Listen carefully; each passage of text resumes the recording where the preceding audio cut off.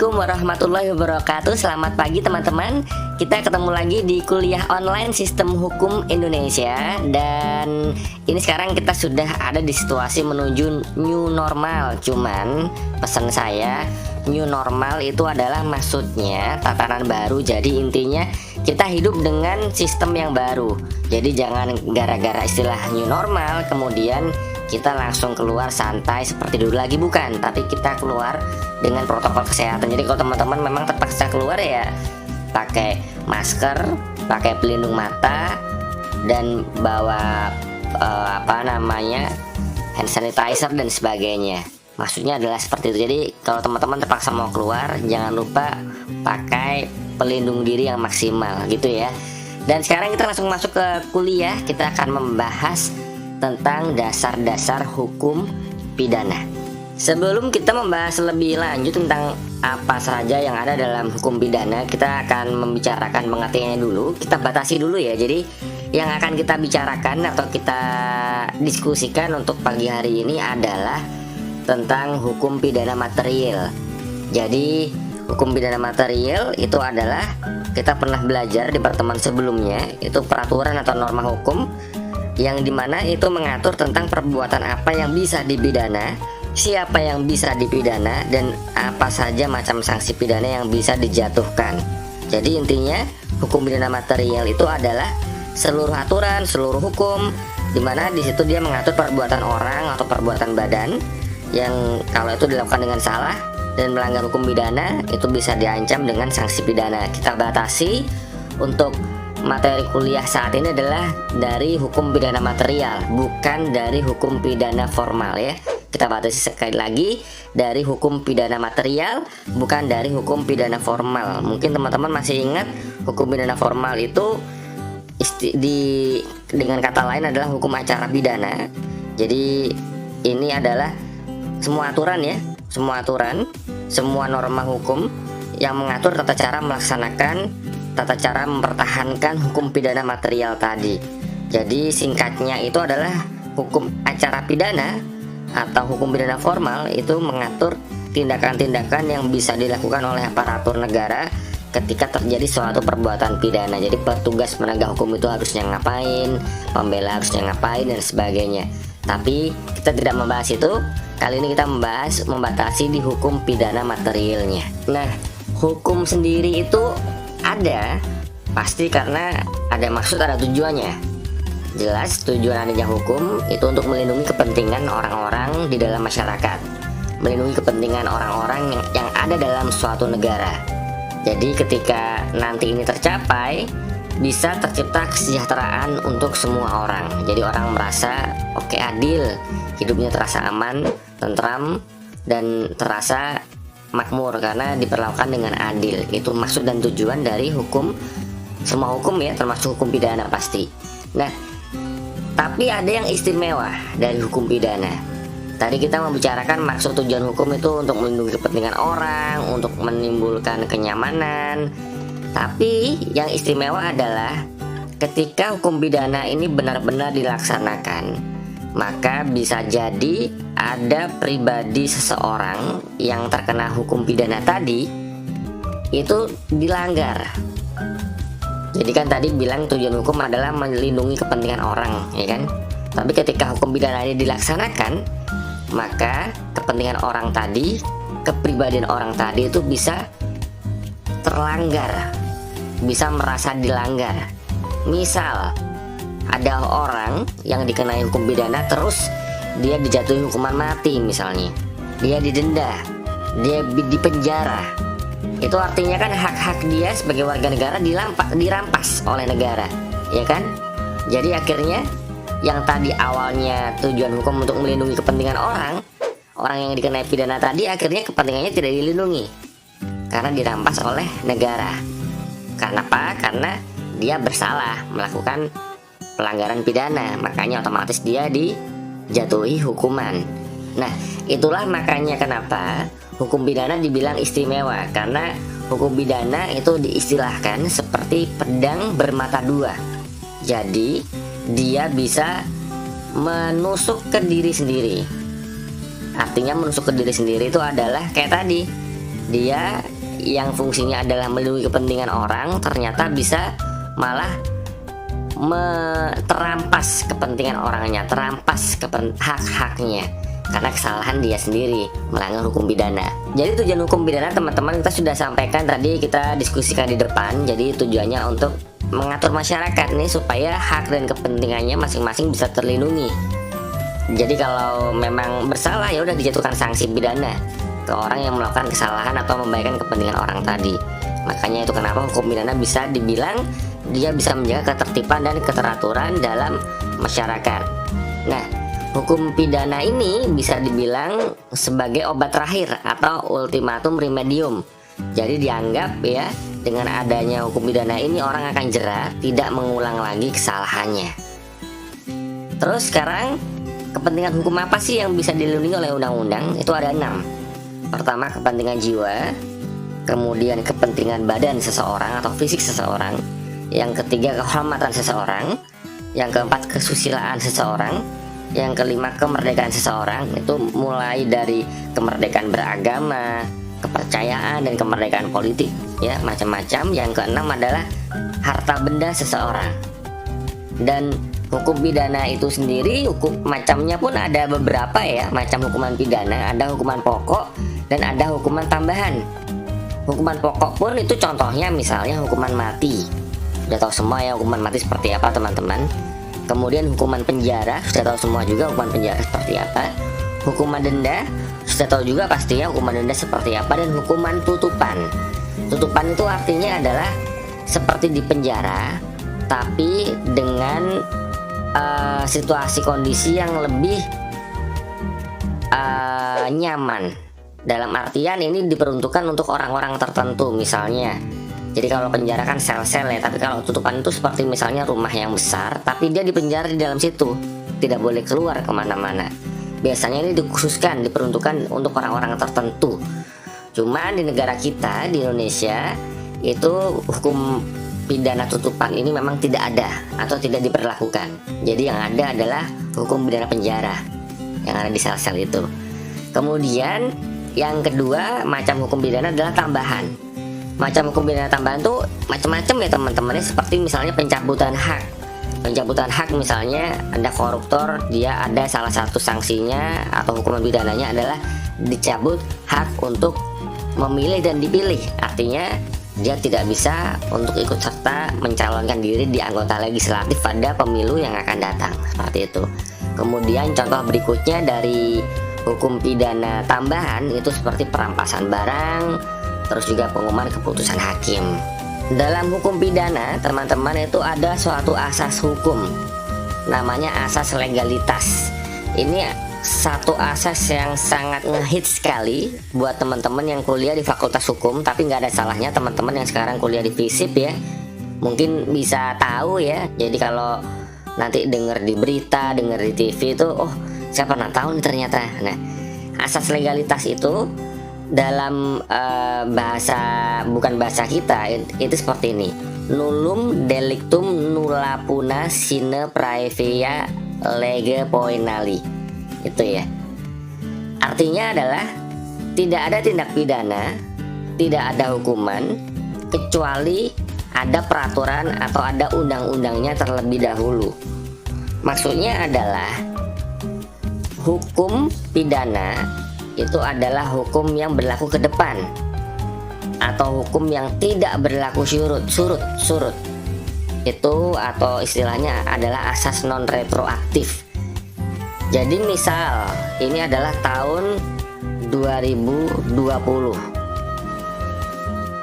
Kemudian di tahun sebelumnya itu tahun 2009 misalnya atau 2008 ada peraturan tentang dilarang melakukan sesuatu. Nah, ketika tahun 2020 terbukti ada orang yang melakukan sesuatu itu, maka dia bisa dihukum pidana. Dasarnya adalah peraturan atau undang-undang yang tadi telah ditetapkan tahun 2008 atau 2009 tadi. Dan sebaliknya, misalnya tahun 2020 ada orang yang melanggar sesuatu, tapi dicari ini aturannya nggak ada. Dicari aturannya nggak ada, akhirnya dia nggak bisa dihukum. nggak bisa dipidana karena aturannya nggak ada. Tapi ketika itu kemudian tahun depan 2021 ada suatu undang-undang baru, ada peraturan baru yang mengatur tentang ini, maka itu tidak bisa tahun depan 2021 tiba-tiba negara itu melakukan sidang memidanakan orang tadi karena dianggap tahun 2020 melanggar, padahal aturan itu baru ditetapkan tahun 2021. Jadi tidak bisa. Jadi intinya ketika orang-orang akan dikenakan tindak pidana itu sudah ada aturan atau hukum dasar yang sebelumnya telah ada. Dalam hukum pidana itu ada kitab dasar kita untuk menentukan hukumannya apa, atau yang dikategorikan hukum pidana seperti apa, itu ada KUHP. Teman-teman pasti sering dengar di berita atau baca atau lihat TV ya. KUHP itu adalah singkatan dari Kitab Undang-Undang Hukum Pidana. Di sana ada 3 bab atau 3 macam buku. Buku pertama itu di pasal 1 sampai 103, ini buat pengetahuan aja teman-teman ya, jadi nggak perlu dihafalin. Itu mengatur tentang peraturan umum. Terus yang buku kedua pasal 104 sampai 108 sampai 400 pasal 104 sampai 488 maksud saya, itu mengatur tentang kejahatan. Kemudian buku ketiga pasal 489 sampai 569 itu mengatur tentang pelanggaran. Dalam hukum pidana itu ada beberapa teori teman-teman. Pertama adalah teori mutlak ya, atau teori pembalasan. Jadi teori ini adalah simpelnya, teori ini adalah orang dibalas berdasarkan apa yang telah dilakukan. Dan ini berlaku di zaman-zaman dulu ya. Misal ada orang yang membunuh sampai berhutang nyawa, ya jadinya harus dilakukan pembalasan yang sama, hutang nyawa dibalas nyawa. Atau ada orang yang sampai melukai orang lain berdarah, diistilahkan hutang darah dibayar dengan darah. Jadi dendanya itu adalah sesuai dengan apa yang dilakukan. Tapi di prakteknya zaman dulu lama kelamaan ini dihilangkan, kemudian diganti dengan supaya tidak kejam ya, istilahnya orang dulu diganti dengan denda atau dengan penjara. Yang kedua adalah teori relatif atau teori tujuan. Di sini teori ini digunakan, ada tujuannya, ada 3 macam. Untuk menakuti, memperbaiki, dan melindungi. Menakuti istilahnya dengan adanya teori relatif atau tujuan ini, orang dikenakan hukum pidana supaya orang takut tidak mengulangi hal itu lagi. Karena melihat hukumannya kok berat sekali misalnya, jadi dia akan jera dan takut melakukan itu atau bahkan takut mengulangi lagi. Yang kedua untuk memperbaiki. Di sini adalah berguna untuk suatu masyarakat ya, atau suatu kelompok orang memperbaiki suatu sistem di sana. Jadi di kelompok masyarakat itu adalah akan diperbaiki dan mereka tidak akan lagi melanggar peraturan-peraturan hukum. Dan yang ketiga untuk melindungi. Jadi ketika suatu orang yang dinilai sebagai suatu penjahat, ketika dia sudah dipidana, dipenjara misalnya, maka masyarakat akan merasa terlindungi karena dijauhkan dari perbuatan-perbuatan jahat dari orang jahat yang tadi sudah dilakukan hukum pidana penjara misalnya. Dan yang terakhir adalah teori gabungan. Teori gabungan itu adalah digabungkan dua-duanya. Jadi tidak hanya melihat pembalasan, tapi tidak hanya melihat tujuan, tapi digabungkan dua-duanya supaya tercipta suatu keadilan dan supaya tercipta kesejahteraan bersama dalam suatu masyarakat. Dan teori gabungan ini adalah teori yang digunakan di negara kita, di Indonesia. Kita membahas ke delik ini sama, mungkin teman-teman sering sekali kalau lihat berita kriminal atau berita di TV muncul istilah-istilah delik ya. Delik itu adalah perbuatan manusia atau rangkaian perbuatan manusia yang dinilai bertentangan dengan undang-undang atau peraturan hukum, dan ini dilakukan dengan sengaja atau dengan salah ya, dan akhirnya itu dipertanggungjawabkan oleh orang yang melakukan tersebut. Macam-macam delik itu banyak sekali ya teman-teman. Jadi kalau dilihat dari beberapa kategorinya, ini ada banyak. Yang pertama dari kategori cara penuntutannya, ada delik aduan. Jadi kalau delik aduan itu adalah misalnya ada orang yang berkepentingan atau orang yang merasa dirugikan itu mengadukan kepada polisi atau penyidik. Kalau misalnya tidak ada aduan, maka penyidik tidak akan melakukan penyidikan. Itu adalah delik aduan, berdasarkan adanya aduan. Yang kedua, delik biasa. Delik biasa itu adalah perbuatan atau kejahatan atau pelanggaran yang tidak memerlukan pengaduan, cukup ada laporan. Jadi delik ada dua macam, aduan dan biasa. Kalau biasa tidak perlu ada yang mengadukan, cukup ada laporan. Laporan boleh dari siapa saja, bahkan dari penyidik sendiri boleh. Kemudian yang kedua kategorinya adalah menurut jumlah perbuatan pidana. Itu ada delik tunggal dan delik berangkai. Kalau delik tunggal ya tunggal, satu aja perbuatannya. Kalau berangkai itu artinya perbuatannya terdiri dari beberapa delik. Kemudian di ketiga adalah dari macam delik kategori menurut tindakan atau menurut akibatnya. Ada dua, pertama delik material dan delik formal. Kalau delik material itu adalah delik yang dilarang oleh ketentuan peraturan karena akibatnya. Misal delik material itu adalah pembunuhan. Dalam pasal di KUHP itu tidak dibilang seperti ini, perbuatan pembunuhan tidak, tapi yang disebutkan di sana adalah akibatnya. Di sana diatur misalnya perbuatan yang mengakibatkan matinya orang lain itu adalah dilarang dan dihukum bla bla bla bla bla. Nah gitu. Jadi yang diatur di situ adalah akibatnya, matinya orang, bukan perbuatan dilakukan tapi akibatnya. Bebas, jadi perbuatannya apa saja pokoknya bikin orang mati itu dikenakan hukum pidana pembunuhan tadi. Yang kedua adalah delik formal. Delik formal itu adalah artinya kejahatan dinilai telah selesai kalau perbuatan yang diatur dalam hukum pidana itu telah dilakukan. Contoh pencurian.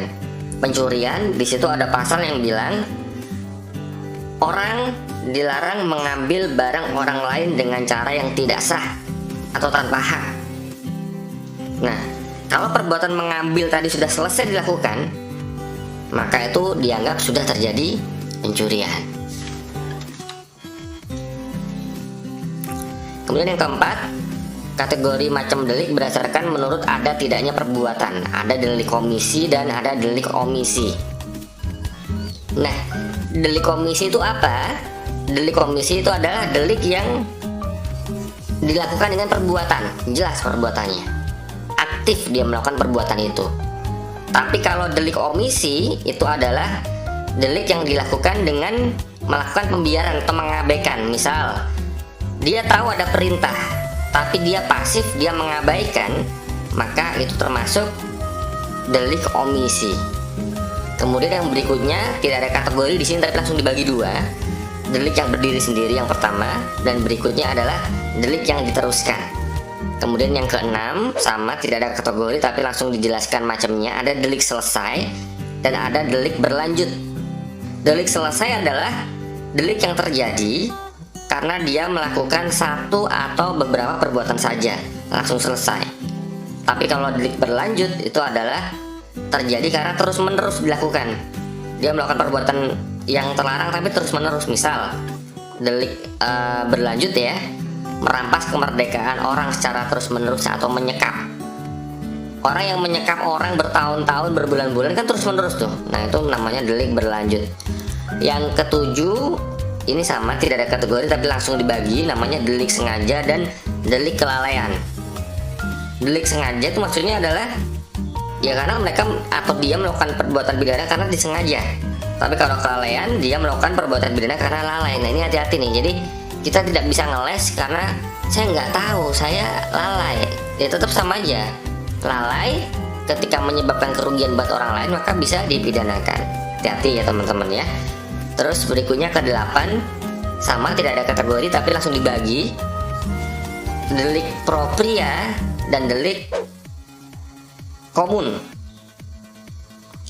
Delik propria itu adalah perbuatan pidana yang hanya dapat dilakukan oleh orang-orang yang punya kualitas tertentu. Misal delik jabatan, delik korupsi, delik militer. Jadi yang melakukan ini hanya orang-orang jabatan tertentu. Tidak semua orang atau orang dengan kualitas tertentu. Tidak semua orang bisa melakukan ini. Tapi kalau delik komun atau delik umum itu adalah sebaliknya ya, perbuatan yang bisa dilakukan oleh seluruh masyarakat pada umumnya. Tapi beberapa hal teman-teman ya, dalam hukum pidana itu ada pengecualian. Ada orang atau sekelompok orang yang mungkin kita nilai dia melakukan pelanggaran hukum pidana, tapi ternyata itu bisa jadi dia tidak dikenai hukum pidana atau tidak dihukum atau dihapus hukumannya. Loh, kok bisa? Bisa. Ada dua hal yang menjadikan orang itu bisa dihapus dari hukuman pidana. Yang pertama, dari sebab yang ada dari diri sendiri. Misal ya, dari diri sendiri itu adalah ternyata ketika setelah dicek, diselidiki, disidik dan sebagainya, orang yang dinilai tadi awalnya melakukan hukum pidana itu ternyata diri orang itu tadi adalah misalnya orang tidak berakal atau kurang sehat jiwanya. Jadi orang itu kan pasti tidak sadar melakukan itu kan. Nah, itu yang dimaksud sebab diri orang itu sendiri. Jadi orang yang seperti itu melakukan pelanggaran pidana seperti apapun ya, ya akan dihapus, tidak bisa dipidana karena dia mengalami permasalahan dengan akal atau jiwanya. Itu contohnya ya. Kemudian kategori yang kedua adalah sebab di luar keadaan si pembuat. Tadi kan yang pertama sebab dari diri orang itu sendiri. Yang kedua sebab di luar keadaan si pembuat. Ada 5 macam di sini. Yang pertama itu adalah overmah. Overmah itu artinya ada pengaruh daya paksa dari orang lain. Jadi ada paksaan dari orang lain. Misal dia dipaksa ya, dia mungkin dipaksa, dipukulin, terus dilempar. Orang tadi dilempar sama orang lain, dilempar sampai memecahkan kaca rumah orang. Nah, orang yang tadi dilempar sampai mecahin kaca rumah orang itu tidak bisa dipidanakan karena merusak rumah orang, tidak bisa karena kan dia dipaksa, dia dilempar sama orang lain. Atau misalnya dia dipaksa ditodong pistol. Kalau kamu tidak membakar rumah itu, kamu saya tembak misalnya. Orang yang membakar tadi tidak bisa dipidana karena dia posisi dipaksa, ditodongkan pistol di kepalanya. Kalau dia tidak membakar itu, maka dia bisa dibunuh. Nah, itu bisa jadi alasan penghapus hukuman pidana, overmah ya. Itu yang pertama. Yang kedua adalah nutustan atau dalam keadaan darurat. Contoh, misal ada kapal kecelakaan ya atau tenggelam, karam, dan akhirnya penumpang di sana terpaksa melompat ke laut. Ada 2 orang melompat ke laut dengan berpegangan pada balok yang sama. Tapi ternyata lama-kelamaan balok tadi nggak kuat tuh, karena dibebankan sama 2 orang. Jadi bisa-bisa baloknya tenggelam dan dua-duanya akhirnya bisa meninggal karena tenggelam di laut. Misal salah satu orang tadi itu menendang orang yang lain, itu tidak apa-apa, tidak dipidana atau bisa dihapus hukuman pidananya karena dia dinilai menendang orang, menenggelamkan orang dengan alasan keadaan darurat demi keselamatan, karena balok itu tidak kuat kalau menopang 2 orang sekaligus. Itu adalah contoh yang dalam keadaan darurat. Yang ketiga, ada alasan penghapus hukuman itu namanya nutwir atau karena pembelaan terpaksa. Pembelaan terpaksa itu misalnya gini, kita itu memukul orang ya sampai menyebabkan orang itu cacat misalnya, tapi kita melakukan itu karena terpaksa, kita diserang. Jadi ada orang berniat jahat misalnya menjambret ya, tapi menjambretnya maksa, tapi ternyata karena orang yang tadi dijambret itu punya kemampuan bela diri yang lebih jago, dia memukul balik si penjambret atau penjahatnya, dan pukulan dia bisa menyebabkan cacat untuk si penjahat tadi misalnya. Tidak bisa penjahat tadi memidanakan si orang yang bela diri tadi karena memukul sampai cacat, akhirnya dipidanakan, tidak bisa karena dia melakukan itu untuk pembelaan diri atau untuk pembelaan yang terpaksa. Yang keempat, ada alasan penghapusan hukuman karena melaksanakan peraturan perundang-undangan. Misal ada petugas aparat penegak hukum misalnya, dia melakukan penembakan ke kaki penjahat karena penjahat itu lari, ditembaklah kakinya sama si aparat. Aparat tadi tidak bisa dikenakan hukum pidana karena dia melakukan itu karena melaksanakan peraturan perundang-undangan, menangkap penjahat, menangkap maling misalnya. Yang kelima adalah alasan penghapus hukuman karena melaksanakan perintah jabatan. Nah, yang dimaksud di sini ada syaratnya ya teman-teman. Tidak boleh, kadang-kadang tuh kita kalau melihat sidang korupsi ya, salah satu alasan digunakan adalah karena saya melaksanakan perintah jabatan. Padahal pelaksanaan perintah jabatan itu ada syaratnya. Syaratnya dia melakukan itu dengan itikat baik, dia merasa itu adalah wewenang dia. Jadi dia melakukan itu dengan niat yang baik, dia melakukan itu merasa dengan ini adalah wewenang dia. Itu bisa, hukuman pidananya bisa dihapus. Sekarang kita masuk ke slide berikutnya. Del naming itu adalah artinya gabungan ya. Jadi orang turut serta melakukan perbuatan pidana itu dilakukan oleh beberapa orang bersama-sama. Jadi ada beberapa orang ya bareng-bareng dia turut serta melakukan suatu perbuatan pidana. Nah, yang dianggap pelaku di sini tuh bisa semuanya ya, bisa banyak pihak ya. Mulai orang yang melakukan, orang yang menyuruh melakukan, orang yang turut melakukan, orang yang membujuk melakukan. Itu 4 kategori tadi bisa dimasukkan dalam beberapa orang yang bersama-sama tadi melakukan perbuatan pidana. Namanya del naming.